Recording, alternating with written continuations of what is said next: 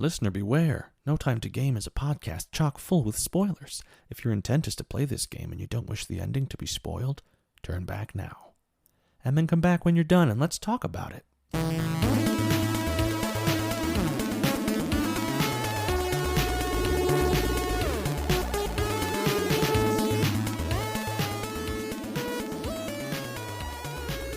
Welcome to No Time to Game, a quest for game life balance where we play and talk about short games, indie games, and anything else that doesn't demand you sacrifice your relationships or stay up until 3 a.m. to finish that raid.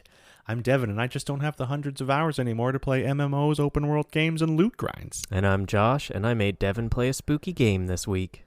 Yeah, this week I played the Dark Pictures anthology Man of Medan on Xbox One, developed by Supermassive Games and published by Bandai Namco, an interactive story game full of dark, spooky hallways and lots of jump scares.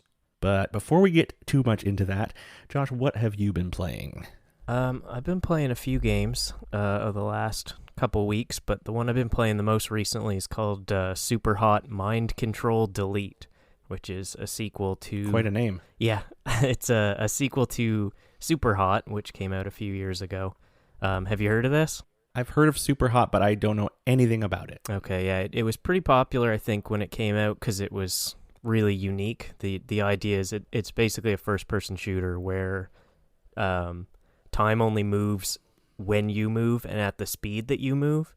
So you can kind of slow down time by walking slowly or freeze time by just not moving, which kind of gives you time to look around and sort of decide where you're going to go and what you're going to do. And it's kind of...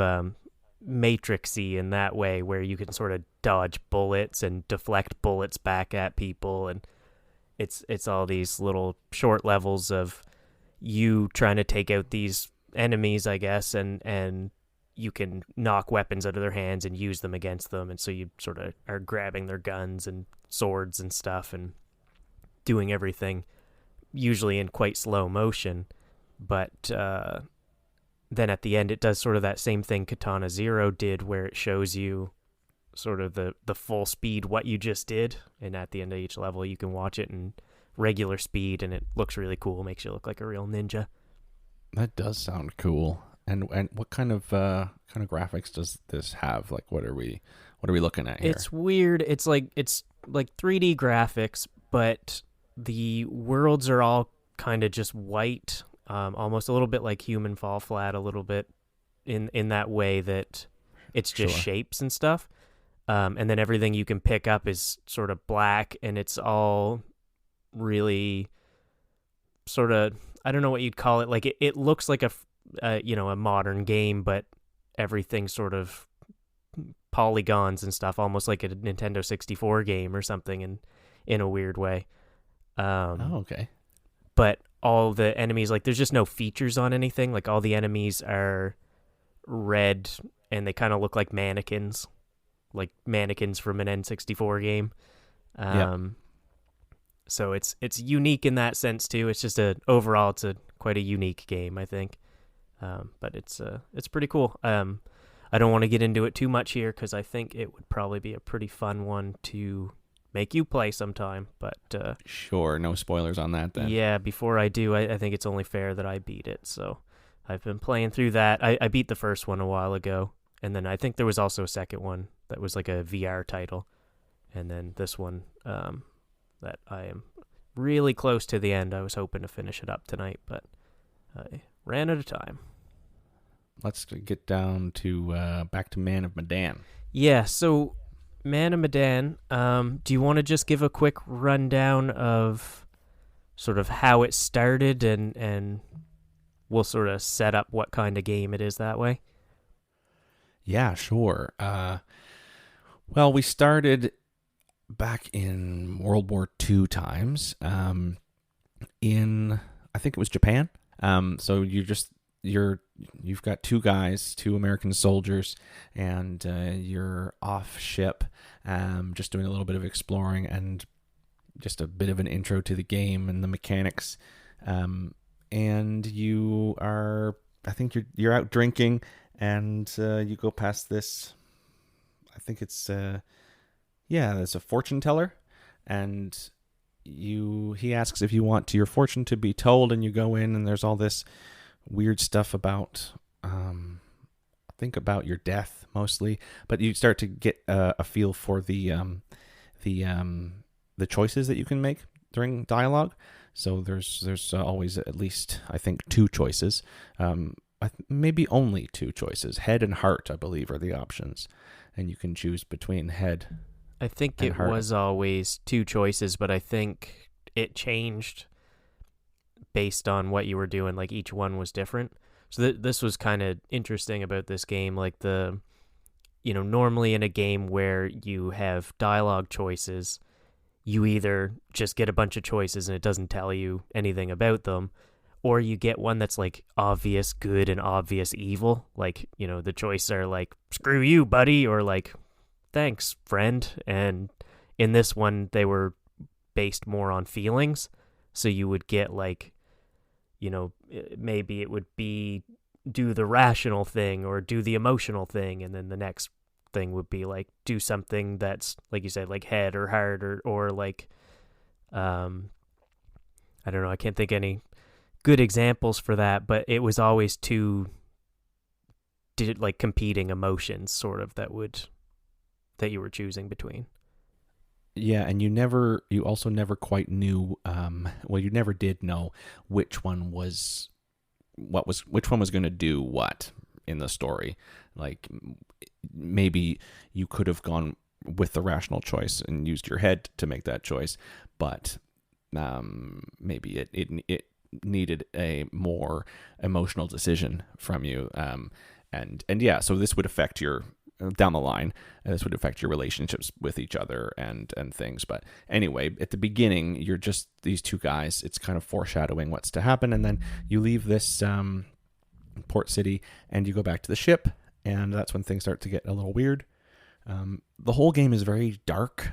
It's mostly set at night, and once you're back on the ship, I believe, yeah, you get reprimanded by your superior for drinking, and you get like locked in one of the rooms on the ship, and then you wake up and shit's going down, and there's gunfire and people screaming, and I think you're let out by your friend, and then you see your crazed commander like running around the ship killing people and shouting about something, and then you kind of realize that he's been hallucinating, seeing things, and then yeah, basically you go around this ship and things start jumping out at you.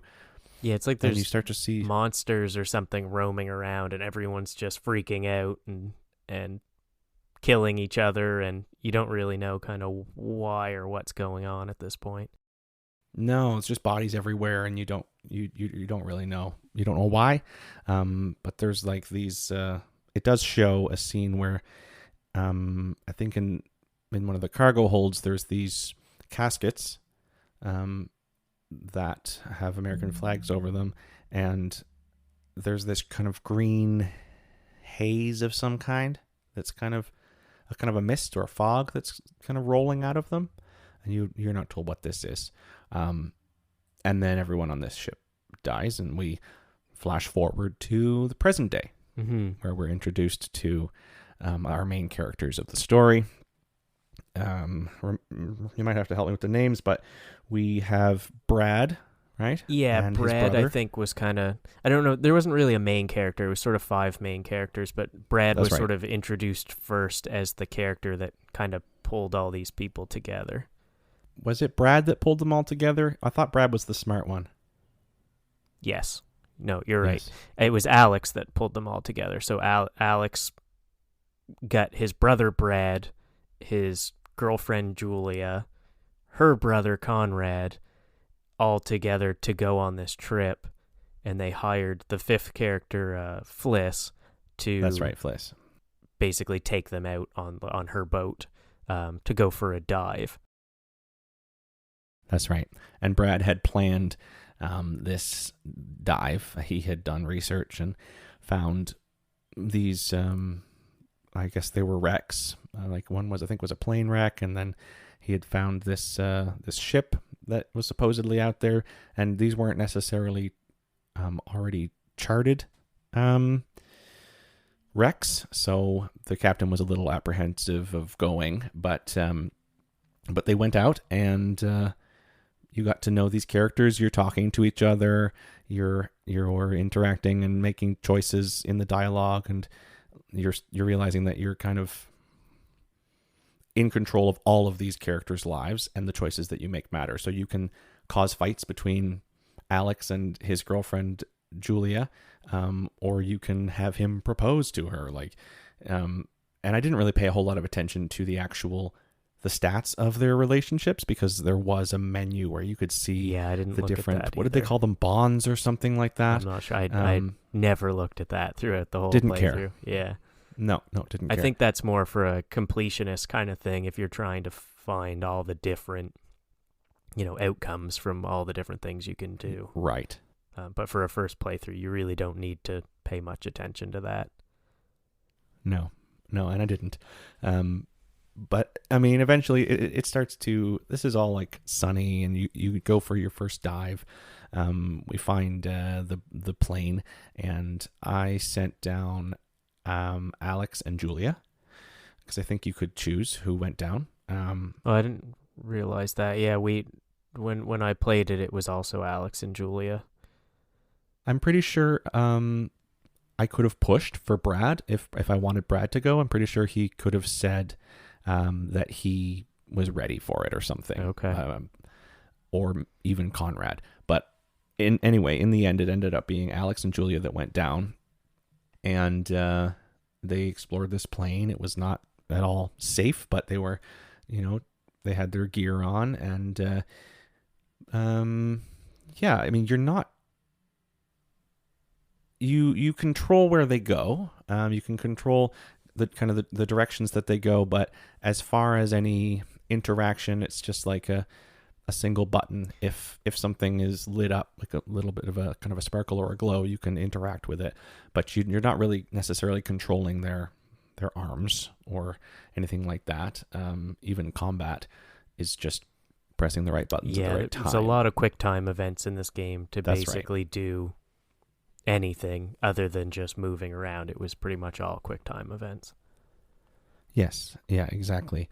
So yeah, I mean, there's not much point in getting into that dive very much. It was kind of they explored it. I think one of them almost got stuck down there. Julia got almost. I think she went a bit too far and freaked Alex out, and there were a few jumps down there. Like there was a shark that went by, and I was just kind of on edge from the beginning scene back in World War II, because that was really jumpy, and I didn't know what to expect. I don't do horror anything, so this was all just completely uncharted territory for me. Yeah, it kind of bounced you back and forth too between like the scary bits, and then like it jumps to a scene where the sun is up and you kind of feel a little bit relieved, and then you're immediately underwater in these like tight corridors and stuff where things could very easily jump scare you, and then it's like you're back up above on the ship again, and like it was really playing with your emotions kind of in that way. Oh yeah, you'd forget that it was actually a horror game for a while when you're just having lighthearted conversations and drinking beers on the top of the boat, waiting for things to go wrong. And while Alex and Julia are down in the water, a small boat approaches of fishermen. We assume. I kind of first saw that they would be pirates when I saw them coming up, but I think there were 3 to 4 of them, and they came up alongside the boat just to kind of chat, and it was Fliss and Conrad that were talking to them. And Conrad is a very wealthy, spoiled, basically brat of a guy, and he ends up just kind of like throwing money at them in the water, physically, like actually throwing it into the water to make them go away. Like, how much do you need? Blah blah blah. Anyway, they end up leaving, and then they come back that night. Yeah, when they were all sleeping. So the dive goes well, and they come back up, and They all sort of hang out and have some beers and whatever and go to bed that night. And then you wake up, I think, partway through that night to something going on, and it's, suddenly it's dark and it's stormy and you're not really sure what's happening. And these pirates or fishermen or whatever, I guess we'll call them pirates now because they basically come to rob you on the seas. They come back and they sort of take over the ship while you're sleeping and tie everybody up, and they have you all kind of down below while they're just ransacking the ship, I guess, trying to steal all your stuff. And you, at this point, you're trying to formulate a plan to get out of there, and everyone realizes that, 4 of them are there, and I think it was Brad was not for some reason. And that part confused me. Yeah, I don't think it ever really explained that too much, other than, I don't know, maybe he got up to pee or something and was in the other room, or who knows. There was a part earlier where he was sort of seasick, so maybe he was, throwing up or hanging out in the bathroom or something. But for whatever reason, he wasn't there. And I think they somehow managed to free Conrad, don't they, at this point? They get his... Well, I mean, they're left alone down below, like you said, and they managed to cut their own, I think there were zip ties or rope or whatever, and they managed to cut it off of all of them, most of them, I think. And then, Conrad has a plan that he's going to sneak out. I mean, you can decide whether Conrad sneaks out or whether he stays put, but I went for him sneaking to their boat to try and get out and get help. And so when the time was right, he did. Snuck around the outside through the window, around the outside of the boat, and then kind of waited. And this is when those QuickTime events really matter, because just one of the 4 Xbox buttons will show up on the screen, and you've got a very small window to press it, and sometimes it's just one press, and sometimes it is kind of a button mashing situation. And if you don't see the difference, and it's a slight difference, it could cost one of the characters' lives. I feel like you're building up to something here that you want to tell us. In this case, it did, because I told Conrad he had a choice to grab a knife and I assume stab one of the people on the ship, or go for the ship. I chose to go for the boat. He ran across the deck and jumped into the pirate's it was like a little speedboat, like barely a speedboat. It was a paddle boat with a motor on it, and he unhooked it from the ship, and he sped away. And then I thought I was home free. Anyway, leader of this pirate group grabs his gun, he fires it, and the X shows up on my screen.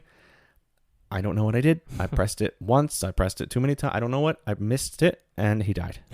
Right there. Yeah. Right there. So I think they showed him get shot at this point, and then the boat kept going.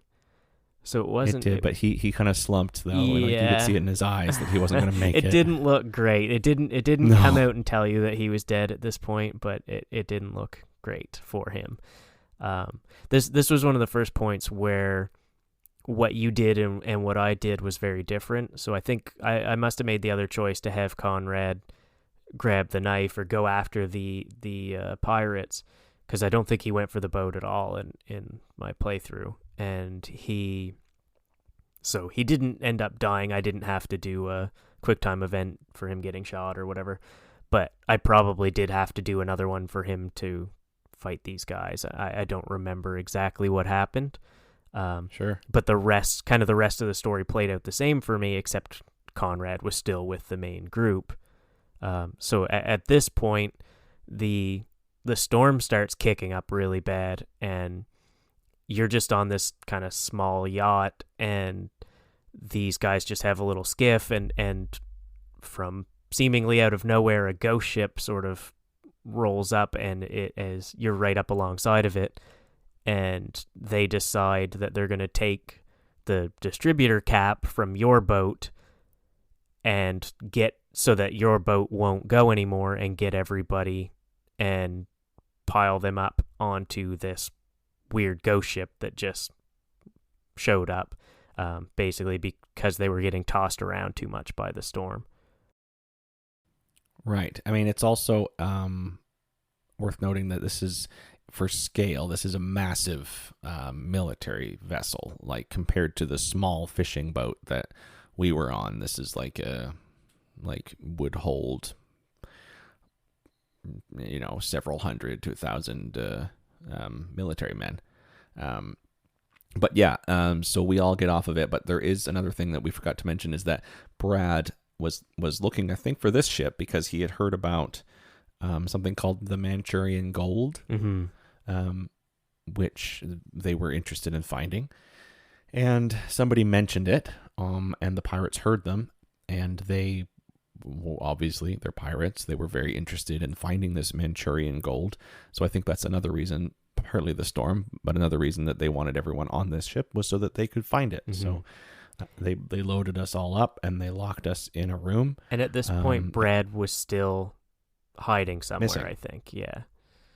I don't understand how, because the boat we were on was not that small. It was think two the pirates rooms, would, yeah. or it's not that big. I mean, yeah.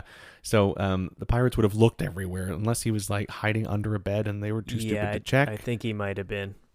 Well, Brad's still missing, so everyone else except for Connie, poor Conrad, goes up onto the ghost ship, or the World War II ship, and we get locked in a room, and we're trying to figure out what to do next while the pirates are, looking around for this supposed gold.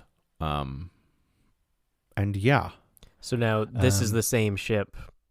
Obviously, I mean, it was kind of foreshadowing, but it becomes apparent that this is the same ship from the prologue. That's right. That where everyone had killed themselves. So it's been floating out here for 60 years or whatever. And, it's just an old rusty ship, empty, creepy, lots of just old rusty corridors, and a lot of places for jump scares and bad camera angles and stuff. So this is where you kind of get into what I think is the real meat. Yeah, the real meat of the game. And it reminded me, like, the camera angles and stuff sort of reminded me of like the old school Resident Evil games, like the original one, where you get that weird, like, the camera is fixed in place down a hallway and it's not going to move until you round that corner. So you can't do sort of the modern, like, I'm going to first person peek around this corner timidly. So they really use those camera angles and stuff to add to the kind of horror of this whole situation. Oh yeah, I mean, you would turn a corner in this game, and yeah, you would, like you said, be fixed on an angle until you. So it was a little bit disorienting at times because I wasn't quite sure if I was coming or going down this hallway. Did I just come from this direction a couple times? But yeah, it was just adjusting so that it could set me up for, whatever was hiding in the locker. Yeah, there was a lot of spots too where it was really obvious that they wanted you to open something. Like you'd walk into a room and there's a locker, or there's a box you can open, or you got to move this thing to the side, and of course every single time something jump scares you. I think the most they really changed up the formula was there was one point where you did something and got double jump scared. Like there was never not a jump scare in this game. Yeah, but it got me every time Yeah. because I'm not accustomed to being scared. I mean, I love to scare other people, but I don't like to be scared myself. Yeah, and the more you're looking out for it, the worse it gets too. Like it's the anticipation when you're gonna get a jump scare. It almost makes it that much worse. Like there was points in this where I was wandering around this ship, and I knew I needed to go, to the end of this hallway, and there were rooms along the way that I could go in and explore, and I was just like, nope, and I would just beeline it directly to my destination, and I was not looking around. I wasn't opening any doors or lockers or anything I didn't need to open. Just getting through, avoiding as many jump scares as I could. Oh, because you don't love horror either No, as a I'm genre, do you? not. I'm not big on it. There's some horror games that I really like, kind of despite their horror, but I don't really love horror or especially jump scares and all that kind of stuff. I'd rather kind of those same games without it. Mm-hmm. But I'll deal with it Yeah. if the game's good enough, I guess. Sure. Sure. I mean, I did. There was a lot of intrigue in this game. It was horror, but it was also kind of a mystery. I mean, it was a mystery. You're trying to figure out what happened on this ship at the same time.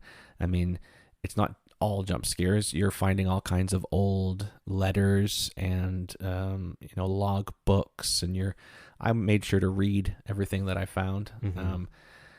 And yeah, I mean, there's old like schedules and things saying that certain people didn't want to work in certain wings of the ship because weird stuff happened there or whatever. So you're like, oh great, I'm gonna have to go there, aren't I? And and yeah, so you're looking for things because you're trying to figure out how to get off this ship. You're trying to find like a radio to get help. But as you're digging around and looking for things, you start to hallucinate, which we figure out is what's happening. I mean, I wasn't sure whether I was actually seeing ghosts or whether I was the characters were hallucinating and seeing these ghosts. But yeah, like sometimes it's a old body that was probably there, but sometimes like you see a shadow running past you or in your peripherals, which was the worst. The worst thing in any horror is every once in a while a child would laugh and you would hear their footsteps running across the boat. Yeah, that happened every once in a while, and I think no one likes that. I don't know why they do that. It's just mean. Now, I mean, I love my kids, but they're creepy. Children are terrifying. Children are terrifying. Yeah. Nothing worse than a child's laugh in the middle of the night. Yeah. Well, you got jump scared by one of them earlier today when you were on stream. That is true. I didn't know if you saw that. Yeah. I mean, when I've got the headphones on, I didn't hear him coming, but yep, he got me real good. I'm a little bit perma-jumpy on this game. So once you get on this ship, I guess we said you get locked in a room, and obviously they escape, and Brad shows up, and it's basically the next hour or two of people splitting up or getting split up, and they might catch up to these one or more of the pirates, and they'll kind of take them at gunpoint, and then they break free, and it's sort of a whole bunch of people moving around in different groups. But it becomes clear that the pirates are starting to freak out. Like you said, they're hallucinating. You don't really know yet kind of what's going on, but these pirates are freaking out, and people are seeing things, and they're attacking each other, and there's a whole lot goes on here that I think is a lot of it's dependent on choices and quick time events again, and where if you mess them up, other people can die along the way. I don't think lost anyone here until at the very end, but there was a lot of opportunities for people to sort of attack each other or get shot by the pirates and things like that. Well, there was one moment where one of the pirates was in a room. He had a gun. He was in a room with, I forget which of the characters, but two of the characters for sure. I think it might have been Alex and Julia. Could have been Brad and Julia. Anyway, he's freaking out. He's talking about how it's inside of us and how it's inside of him, and he's talking about this mist, and he's telling us to stop changing. And you're doing it again. You're doing it. No, stop changing. If you change, I'll kill you. And we don't really know what he's talking about, but it's pretty clear that he is hallucinating. Something's got to him, some kind of mist that he thinks. But he has a gun. He's going to, shoot somebody. And I read this afterwards, but depending on your choices, you could either have him kill one of the characters and then himself, or just himself, or you could even manage to calm him down so that no one dies. But I didn't manage that. I did manage not to kill one of our characters. He did end up shooting himself, though. Okay. Yeah. I wasn't that upset about it. Yeah. I don't remember what I did in that. If it seems to me that by the end of it, none of those guys were alive in my playthrough. Yeah. But I did manage to keep all the other characters alive. But basically at this point, your goal is to get to a radio and try and get help, or get the distributor cap back from the pirates and get back to your boat and get out of there. So that's why everyone's kind of wandering around and in these separate groups. And there's parts where, you know, somebody's got to jump down off this ledge to go look for something, but then the pirates show up and then they get split up. So there was a lot of like people getting split up. But at some point you do find your way to a radio, and somehow it still works for whatever reason. And you can call in to the military, I believe, for help. Did you manage to reach them and get help? I managed to get to the radio. I turned on the radio. We got through to them, but then the power cut, so we had to go down and find the generator, which we did.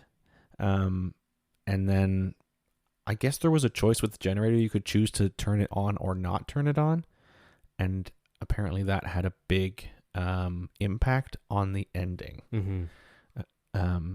But I chose to turn it on, so I don't know what would have happened otherwise. So I turned it on. We managed to get back up and did radio for help. But I mean, by the time they came, we were long gone. I mean, most of us. I lost another one. Yeah. So I think at some point, I don't remember if this happened before or after, but you get your distributor cap back, and you're kind of all trying to leave, I think, and one of the remaining pirates attacks you, and it was Brad. I think, again, this depends on your choices and stuff, who gets in these situations, but in yours it was Brad, and who showed up on the ship like halfway through, right, and ended up finding us, and also tried to attack Fliss once or twice because he was also hallucinating. So all was not well within our group as well. But he ended up sort of telling them, like, go ahead, I'll hold this guy off or something, and then he gets in a little bit of a scrape with the pirate under some massive door, and you can tell where this is going. But basically you wrestle with this pirate for a little bit, get a quick time event. Again, it was X popped up on screen, you hit X, but what it wanted you to do was repeatedly hit X, yes, and off came Brad's foiled head again. So your 5 characters were down to 3 at this point. I think the characters themselves realized at this point too as well, but it was obvious to the player that what was happening was there was some sort of bioweapon on this ship that was leaking, and it was basically just messing with their heads and making people hallucinate. So there wasn't actually anything here other than the remnants of this bioweapon that was making everyone kill each other. I just remembered that this whole time you occasionally have these cutscenes with someone called the curator. Yeah, that's right. And now he was kind of like telling this story. He started it out, kind of introduced it, and was telling you, the player, that depending on your actions or my actions, my decisions, it would determine how these characters lived or died or whatever. And it was very much breaking the third wall. But then he'd check in occasionally and be like, well, oops, looks like you lost another one. Yeah, he basically made fun of you for getting people killed. He did, and it was not helpful or encouraging. But yeah, he was kind of creepy in his own way. He's just kind of this guy in his office with books everywhere and low light. But anyway, besides the point. So yeah, we lost Brad. The others shortly after that managed to get away with the distributor cap back onto Fliss's boat. And I didn't expect it to end there. I didn't expect that to be the ending. But that kind of was the ending. Yeah. And they sped away, and then it had a moment where it showed first Conrad's body floating in this boat with a bird pecking out his eye. Dead, obviously. And then it flashed back to Brad's body lying there with the pirate cut off at the waist, dead. And then it got to the military that had shown up to help them, to save them. And obviously they weren't there. And they showed up and they were looking around and they were just kind of in disbelief that this ship was still here. And turns out there was one more pirate who they left there who was still alive in my story anyway. And he was still hallucinating, still crazy, and he ends up shooting both of these military guys that have boarded, and that's how it ended for me. Huh. Yeah, it was there was a lot of endings to this game, but most of them, there was only a few kind of major ones, and then most of it depended on who was left alive. So when I did it, it was, I think, nothing but pure luck and not messing up QuickTime events, but I managed to get all 5 characters away safely. I don't remember what happened with the military and stuff. I think that we probably did the same thing where we called them in, but we were gone afterwards. And I don't remember if there were any of the pirates left alive, but I got, I guess, what you would call the good ending, or as good of an ending as you could get, I think, in this game. But there was a lot of different options, so you could end up, I think, having the distributor cap destroyed, at which point everyone gets trapped there. I think there was one ending where Fliss could kind of get on the boat and paddle away without the distributor cap, but everybody else was dead or trapped on the boat.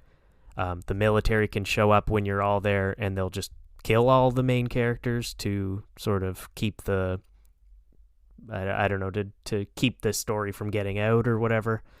Wow. There was all kinds of kind of different endings, the ways that could go. But there was one ending that really, I thought, was really funny because it was so rude. Because at the very start, when you're going for a dive, you're underwater with Julia and Alex, and Yes. you hear something up above, like an explosion goes off or something, and she wants to get back there, and you have the option of saying, no, you have to wait because you're going to get decompression sickness or whatever. Like, you have to go up slowly. And so you can either stop her or let her go. And then once you get up top afterwards, she goes to have a beer. And I think you can kind of tell her, no, you shouldn't have that beer because of, the decompression sickness or whatever. And so I think if you make her go up fast and then let her drink that beer, you make it through the whole game, keep everyone alive, and then she just dies from decompression sickness at the very end, which is so rude because it's such a, it's so early in the game that you make those decisions, and then you get out and you're feeling good, like I kept them alive through all this stuff, and that's how she ends up being dead. I thought that was pretty funny that wasn't in there, or that was in there, and I kind of wish there was more of those kind of funny endings. Because a lot of those choices didn't really feel to me like they mattered. But that could also be a testament to the branching story where it was just all so seamless that you didn't realize how different it could have been. That's I'm right. not really sure. I think it was probably a little bit of both. I mean, it's hard because I only played it through once and I did not want to play it through again. But I feel like this is the type of game, just because I was so scared. I mean, this is the type of game that I feel like you should play through quite a few times because of all of the different options. So what kind of happened in the end when you had all 5 of them still alive? It was pretty much the same. I mean, everybody went, I think in yours it was more somber. 2 of them had just lost their brother and they were kind of Right. upset and stuff. And in mine, it was more like, hey, we all got out alive, but also that thing we just went through was horrible. So ultimately, it wasn't that different. Yeah, we're still in therapy for Yeah, the rest yeah, of our exactly. lives. I think you're right. Like, I think this game was meant to be replayed, and when I beat it, I didn't have any desire to replay it. But after, it's been a while now since I played it, and then after watching you play it, I kind of have a bit of a desire to go back and give it another go, and maybe specifically try to do something stupid, like see how many characters I can get killed, or see if I can, make them double cross each other or whatever. Just try and be different, because we, had very different ideas of the characters. I think like you sort of stuck with Conrad's being a selfish jerk and he just tried to get away, but in mine I was like, no, I'm gonna give this guy redemption. Like, the game set him up to be a jerk, but I'm gonna make him be a good guy by the end of it. Right, And interesting. so I made him do all the good guy things, and whenever I got the chance to do that. Now, you said that you played this with someone else.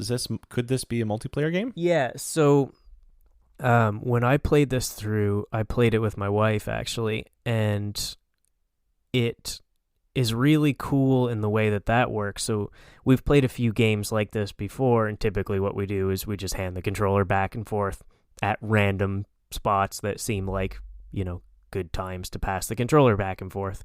Okay. But the way it works in this game is you can play with up to 4 people, I think, or maybe even 5, and you choose which characters you control.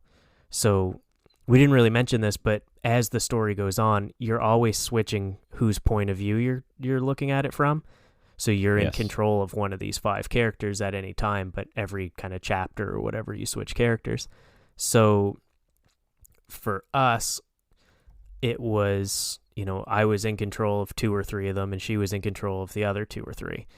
And that I thought was really cool, because you got to kind of decide that character's sort of style, or, what they were doing, and make all the decisions for a specific character.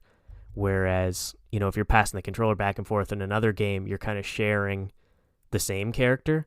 And so if I'm like, well, this is a good guy, and then she decides, no, he's just going to kill this person, like you don't have quite the same level of control in co-op of each character as you did with this game. So I really like that it broke it up that way, and all it would do is it would say, you're now controlling Fliss, pass the controller to player 2 or whatever. Right. But it was just a cool nod to, like, yeah, people play these games, with other people, and couch co-op or whatever. And you could do it online co-op as well in this. I'd like to try it. I would try it again with someone else. I wouldn't want to try it by myself, but I would try it again with someone else. I did feel like it was a lot of responsibility to be in control of all of these characters. Mm-hmm. I don't know. Maybe I felt a little overwhelmed by all that. But if the load was shared and not all of the deaths were my fault. Yeah, it helps. Yeah. I mean, there might be times like, we got lucky and we both succeeded in every important quick time event. We might have failed 1 or 2, but nobody died, so it didn't really matter. But you could possibly, have a little bit of a spat if it was like, come on, man, I really liked Fliss. Like, how are you gonna mess up that quick time event? But right. For the most part, it was broken up really nicely and let you sort of play with another person and each kind of have control of your own little mini story in there. Right. Sure. Yeah. Well, maybe in like a year or so. It also helps when someone else is doing all the scary parts. You get those little breaks where, like, there were times where it's just like, oh, it's time to control Julia, and I was just like, oh, phew. And I just give the controller over, like, I'm gonna sit here for a while and relax and not even look at the screen. Yeah. And then there was times when I was in control and she was like, can you look in that room and see what's in there? And I was just like, nope, gotta get to the objective. Just skip past all the optional stuff. I don't want to know what's going on in there. No. I got to that point too where I just wanted to get to the end. Yeah. Didn't want to Didn't want to figure out about this ship anymore. Yeah, I'm usually one for exploring, but when it's like when I know it's going to be a jump scare, I'm like, it's not worth it. I don't I don't want to Yep. deal with this. I don't need that Yeah. anxiety. But the other thing for replayability as well is there's two game modes in this too. There's the theatrical cut, which is the mode that you and I played, which plays through like a movie basically, where it shows you at every chapter or whatever, it shows you what time it is, and it shows you kind of what's happening at that time from somebody's point of view. But there was a lot of parts where, like we said, people got split up and you don't know what the other characters are doing.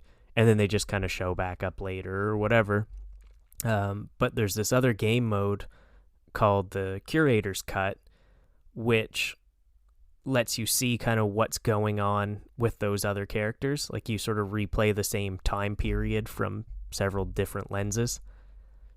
So that's something that I never checked out, but would be maybe what I would do if I was going to go back and replay this game to see, while I was controlling Brad, what was Alex doing, or, things like that. Oh yeah, that sounds neat. Like you would, you'd see a whole other side of the story that you missed. Yeah.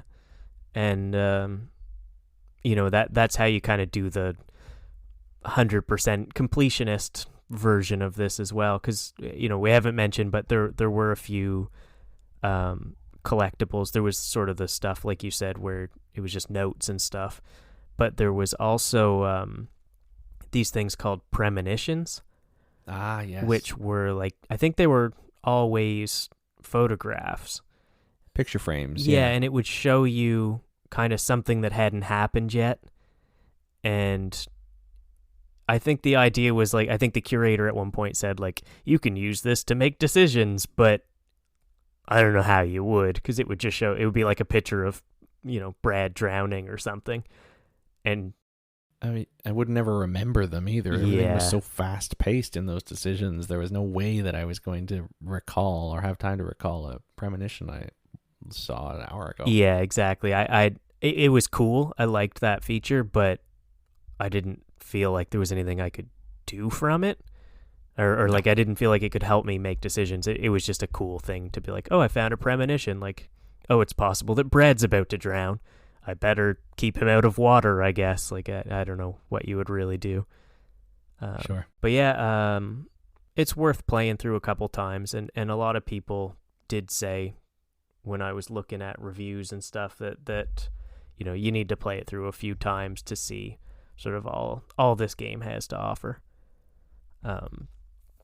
Speaking of reviews, I did take a peek at some of the reviews for this game. And that was a big one. Was a lot of people said that the length of this game was too short for the price that they were asking, which right, again is a good thing for us where we play it on Game Pass. We didn't pay for it, and I think we talked about this last week, but I like this game a lot more than I would have if I paid $40 for it, I think. And I just wouldn't pay $40 for a game like this because it's not really the kind of game that I would go out of my way to get. Nope. But I liked it, and for a game that I just had as part of Game Pass, I definitely think it was a good game. I agree with that. I mean, I agree in a way. There's lots of different types of games that I'm discovering through Game Pass, and yeah, no, I wouldn't want to pay money for them, but having them, I mean, it's broadening my, my genre knowledge. Yeah, and I should say, I don't even know that I would agree that this game was not worth the price they were asking. It's just that it's not a game that I would have bought because I would have just looked at it and been like, that looks cool, and I would have never paid for it because it's not the kind of thing that I would normally buy. So it's kind of, like you say, it's kind of fun to play sort of these things you wouldn't normally play. But that was one of the big complaints. And then the other thing a lot of people said was that it wasn't as good as Until Dawn, which was these developers' previous game, which I didn't play. So again, I didn't have anything to compare to. But I Right. saw a lot of people comparing this game to Until Dawn and basically saying that they didn't like it as much. Um, Hmm. so I think, take the reviews with a grain of salt with this one, because a lot of people, if you didn't play Until Dawn, you probably wouldn't be comparing it to that. And that was a lot of the negative reviews that I saw. So, um, sometimes ignorance is bliss, I guess, and not knowing about that other game meant we went into this not expecting anything, and sometimes lower expectations maybe make for a better experience.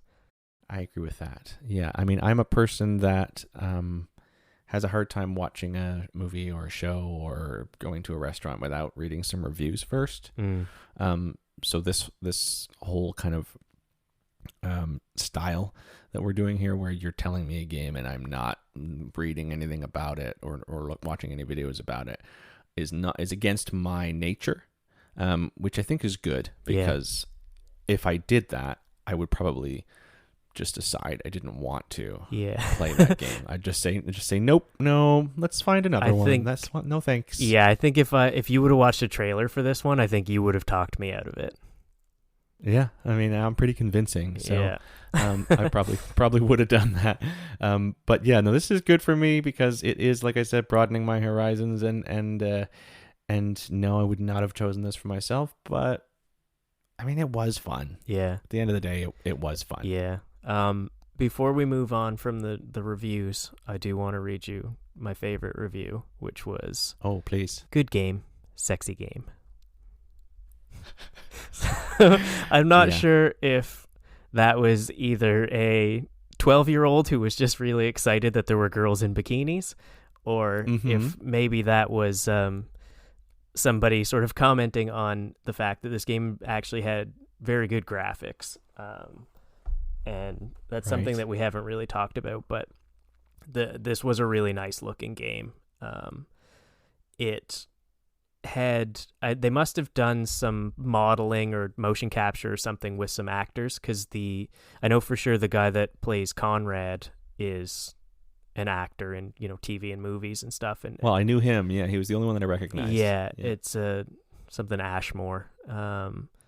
You could tell it was him. The graphics were really good. The acting and stuff, like I thought it was really good. So it made this a lot more of a, more like watching a kind of a long movie or something.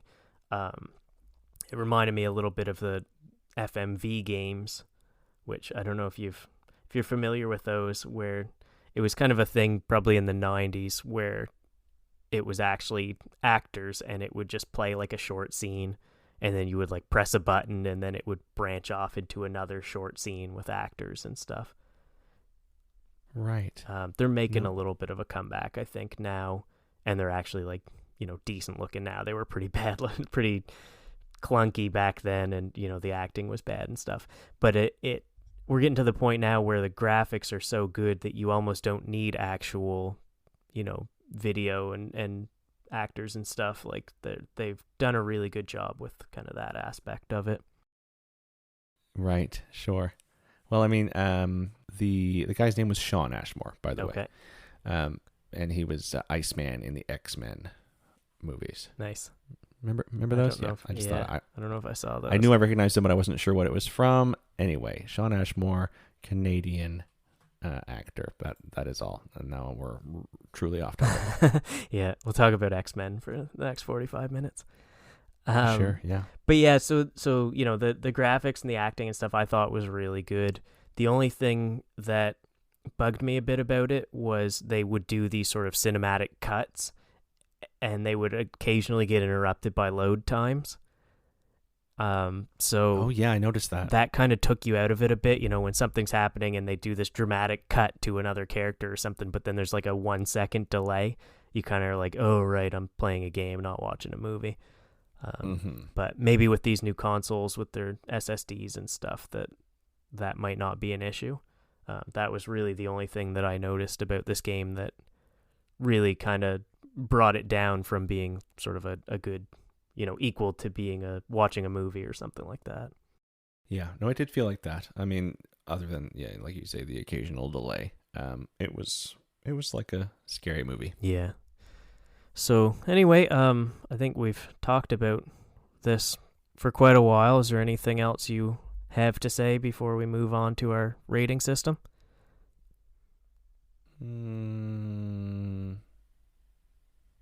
No.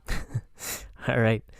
Um, so for the length of this game, I think it took you about 4 hours. Um, Is that all? yeah, yeah. You feel like it was longer than that? Do you feel like it was too long, not long enough?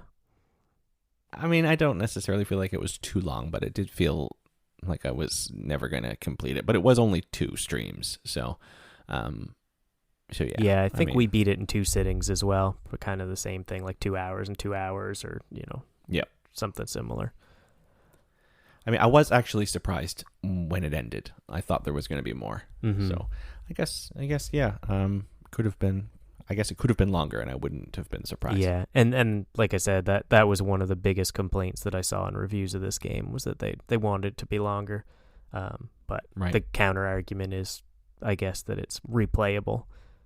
So I guess we can't speak to that because we didn't replay it. But I don't know. I think the length for me is kind of good, because it sort of felt like a movie. But again, because I didn't pay for it, I'm a lot happier to have a shorter game than if I had paid for it. Yeah, me too. What about the addictiveness? I think maybe for this it was whatever the opposite of that is for you. I think you were dreading coming back to it on day 2. Yeah, no, this was not addictive. This was not addictive for me. It was just like I came back, I knowing that I needed to get it done, and then I was done. I was done with it immediately when it finished. Yeah. So, I mean, if we're rating addictiveness, then it's a 0. -10. Negative 10. Yeah. On the frustration scale, I wouldn't say it was frustrating. It wasn't hard. Yeah.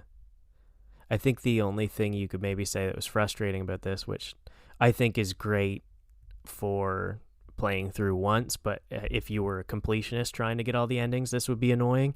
It auto-saved anytime you made a decision or somebody died or something, so you couldn't save your game and then kind of see what happened, and then like, oh, Conrad died, I'm gonna reload from 10 minutes ago and make sure he doesn't die. Like, too bad, he's dead.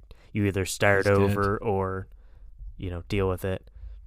Yeah. And I think that's the only real frustration that there would be with this game, because, or if you really hate quick time events just in general, but it was more of a. I mean, there was a moment where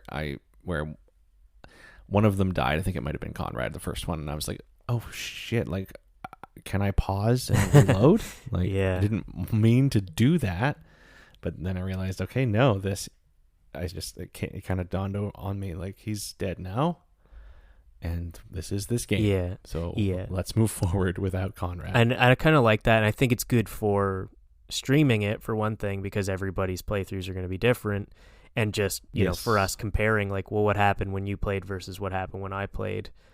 I think if you would have been able to do that, we would have both just saved all the characters, had the exact same playthrough, and had nothing to talk about. So I think it's pretty cool that it forces that, but I could see that being annoying for somebody trying to get all the achievements or see all the endings or whatever they're trying to do. Sure, definitely. Yeah.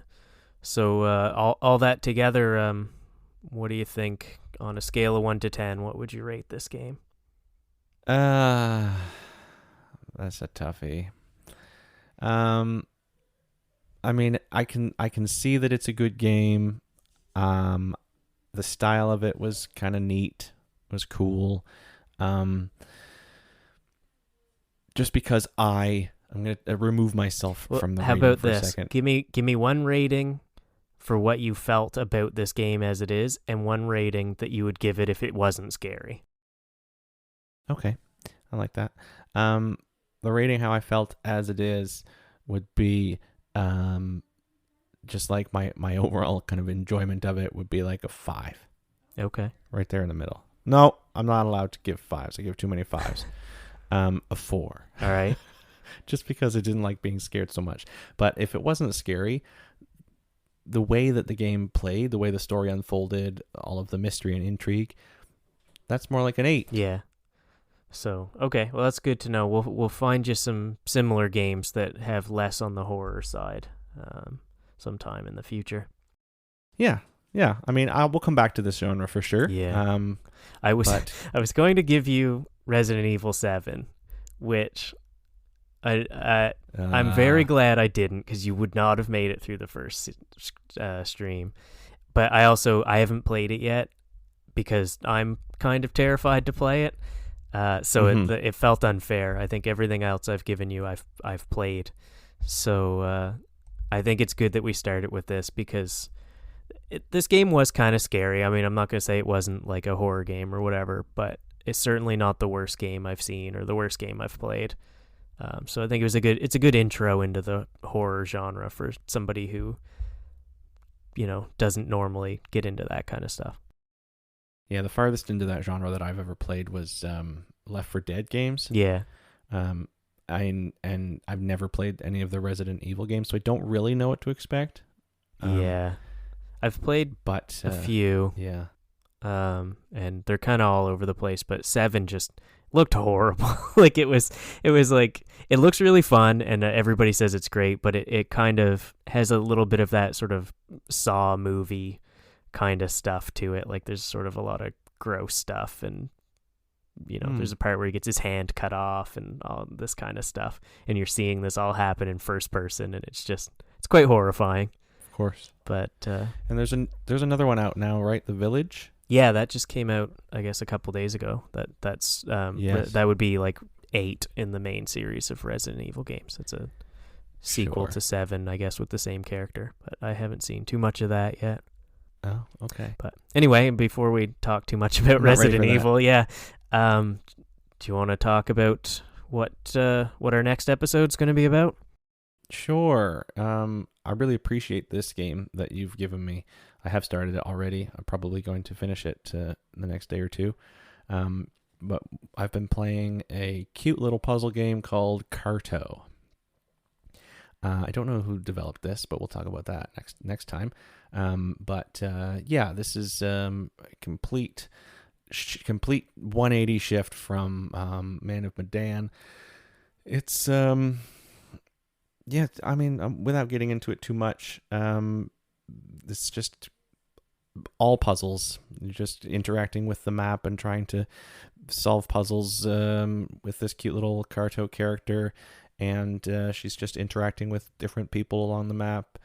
It's kind of top-down view, and you're just kind of traveling around this kind of cool magical world looking for your grandmother. Yeah, it's very super cute. Very low stakes. Nobody's trying to scare you, and you can't mess anything up. You can't get anyone killed. I try to balance it out so that, if I make you do something that I know you don't like as much, I try and give you a nice relaxing one for the next one. I appreciate that. That's very kind of you. That's it for this week's episode. You can follow me on Twitch at twitch.tv/RogDev, that's ROGDEV, to watch me stream the games we talk about, or catch up on old streams by subscribing to No Time to Game on YouTube. You can also join our Discord server with a link in the podcast description for important announcements and general chatter.